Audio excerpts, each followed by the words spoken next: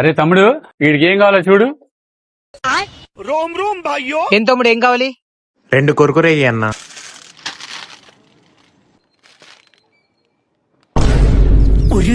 ఇదేంద్రిదా offer ఇచ్చినట్టుంది నాకా.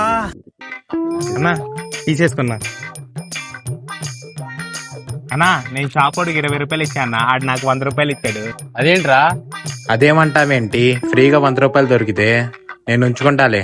నువ్వెలా ఉంచుకుంటావురా? ఎవరితో కష్టపడిన సొమ్ము అది, అలా చేయకూడదు, తప్పు. పదా. అరే తమ్ముడు, ఏంటి మా వాడికి 100 రూపాయలు ఇచ్చావంట? ఒక నిమిషం ఉండు. మీరు ఎన్ని రూపాయలు ఇచ్చారు? 500 ఇస్తే 10 రూపాయలు ఇస్తే తీసుకున్నాడు. అయ్యో 500 ఇచ్చావా? సారీ అన్న, ఫోన్ మాట్లాడుతూ మర్చిపోయా.